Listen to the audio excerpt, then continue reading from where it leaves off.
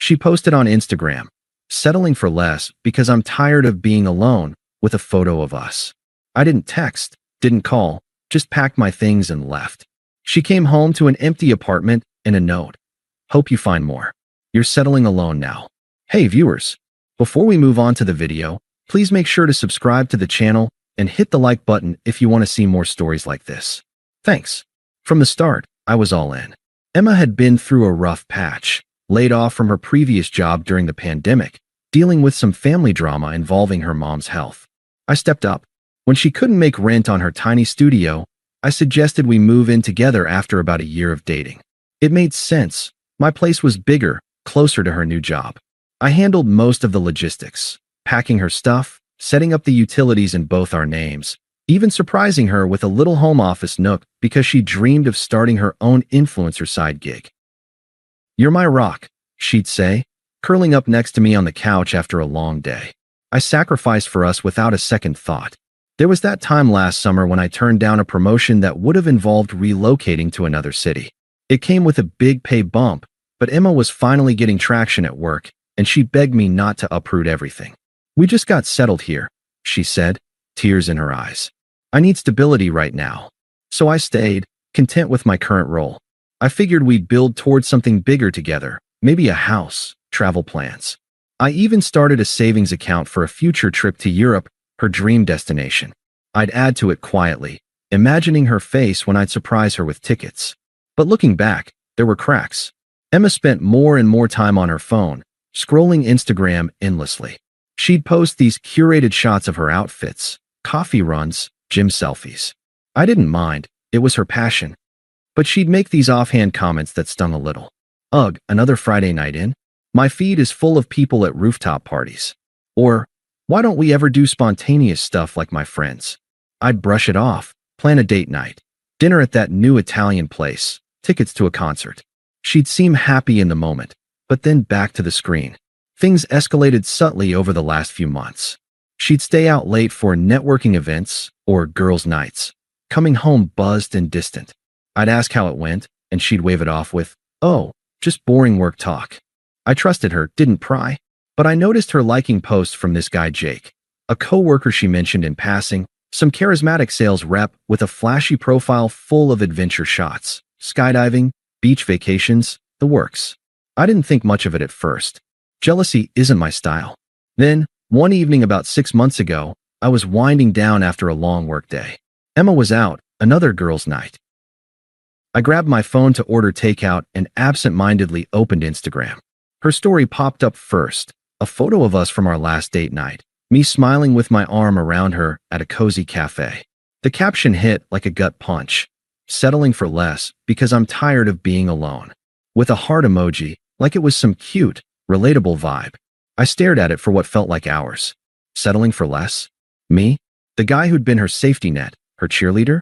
I refreshed the app, thinking maybe it was a glitch, but no, there it was, public for her 2,000 followers to see. Comments started rolling in. A few laughing emojis from strangers, one from a mutual friend saying, "Girl, you deserve the world." My chest tightened. It wasn't just a vent, it was a public declaration that I was her consolation prize. The humiliation burned. Our friends would see this, her family, maybe even co-workers. Why post that? If she felt that way, why not talk to me? I sat there in the quiet apartment, the one we'd made together, replaying our relationship. The sacrifices, the late nights listening to her vent about work, the way I'd put her first.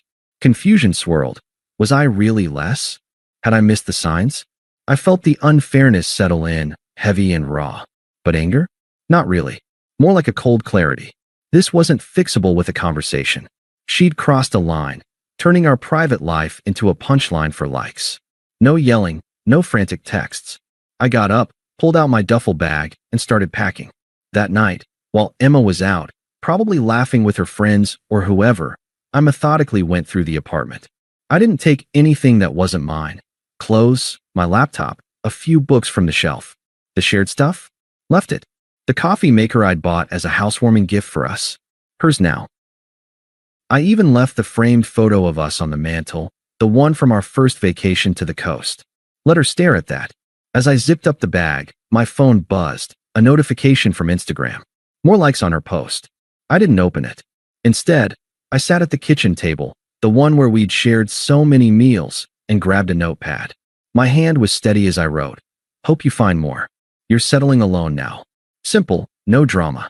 I placed it on the counter next to my key, took one last look around, the plants I'd watered, the couch where we'd binge-watched shows, and walked out.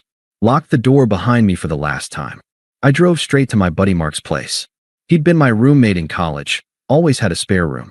Dude, what happened? He asked when I showed up unannounced, bag in hand. I showed him the post. His eyes widened. That's brutal. You gonna call her out? Nah, I said, collapsing on his couch. I'm done. Let her come home to it. We cracked open a couple beers, and I vented a bit. Not raging, just processing. I gave up that promotion for her, man. Turned down better opportunities because she said she needed me here. And this is what I get? A public roast. Mark nodded. She's an idiot. But you're handling it like a boss. No scene, just out. That first night was rough. I lay awake, replaying the caption in my head. The silence after leaving felt deafening. No impulse to text her, beg for an explanation. Just a hollow ache, wondering how long she'd felt that way. Unfair didn't cover it. She'd humiliated me without a heads up after all I'd invested. But I didn't spiral. The next morning, I blocked her on Instagram and other socials. Kept my phone line open, though, curious if she'd reach out. For now, I focused on logistics, crashing with Mark, updating my address at work quietly. No big announcements. I just detached. The weeks that followed were a blur of quiet rebuilding. I took a few days off work to get my head straight. Told my boss it was a family emergency, which wasn't entirely a lie. Mark let me crash indefinitely, and I threw myself into routine to drown out the noise. Gym in the mornings, work during the day, evenings reading or hiking solo. I'd always been the guy who planned ahead, but now I channeled that into myself. No more putting someone else's dreams first.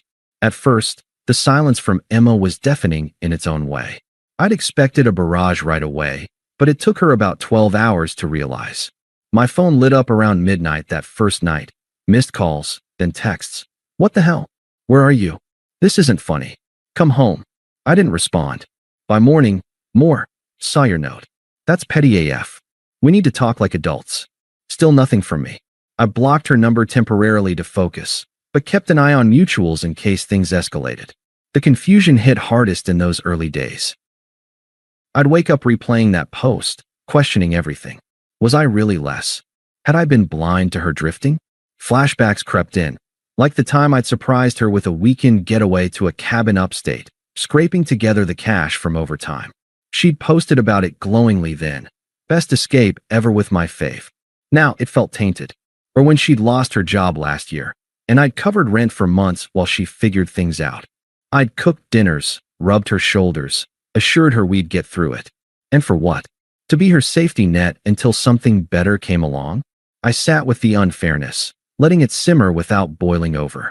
No drunken rants to friends, no social media subtweets. Just me, processing. Mark checked in. You good, bro? This sucks.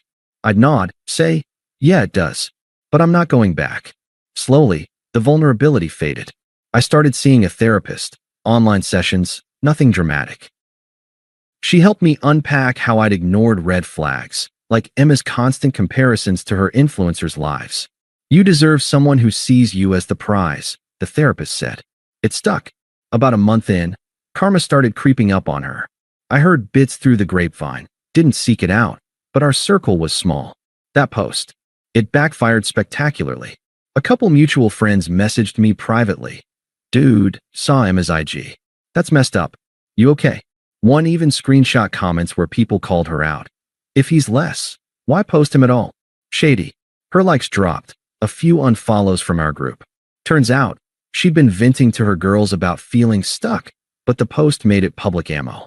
Then the real unraveling. Jake. Yeah, the co-worker with the adventure feed. From what I pieced together via a neutral friend, she'd been texting him for weeks before the post. Emotional cheating, flirting under the guise of work chats. The post was her way of testing waters, maybe justifying a jump. After I left, she dove in. Quit her job impulsively for a fresh start. Moved in with him temporarily. But Jake? Total facade. His adventures were funded by debt. He was unstable, bouncing between gigs. He used her for the ego boost, paraded her on his stories as his muse, then bailed when she got clingy. Ghosted her after a blowout fight. Left her with half his rent bill she couldn't cover. Emma spiraled. Lost the apartment. We'd been month to month, and without my income, she couldn't renew. Moved back with her toxic family. Her mom, who enabled everything, and a sister who'd always been jealous of our setup. Job hunt tanked. Her rep in the fashion scene took a hit when the post resurfaced in group chats. Unprofessional, they said. She tried pivoting to full-time influencing, but her content flopped. Desperate sponsored posts that screamed try hard. Friends distanced. The ones who'd liked the post initially? Radio silent now that the truth was out. Meanwhile, I was rising. Landed that promotion I'd passed on before. Ironic, right? It involved some travel, but I embraced it. Hit the gym hard. Dropped 15 pounds. Felt sharper. Started dating casually. Nothing serious. But it reminded me I wasn't less. One night, about 3 months post-exit, I unblocked her number. Curiosity, mostly. The flood came soon after. It started subtle. A text at 2 a.m. Hey, can we talk? I miss you. Ignored. Then calls the next day, voicemails. Please pick up. That post was stupid. I was drunk and venting. Didn't mean it like that. Still nothing from me. A week later, escalation. She showed up at Mark's door, disheveled, eyes red. Mark texted me a heads up. I was home, but let him handle it initially. Tell him to come out. I heard her say through the door. This is ridiculous. Mark, he's not interested, Emma. You should go. She pounded once. Fine, but tell him I'm sorry. Jake was a mistake. He yelled at me, controlled everything. I realize now what I had with you. I stepped out then, calm as ever. She lit up for a second, then faltered, seeing my expression, detached, not the old welcoming one. Emma, I said evenly. What do you want? Her voice cracked. To fix this. I was scared of being alone, okay? That's why the post.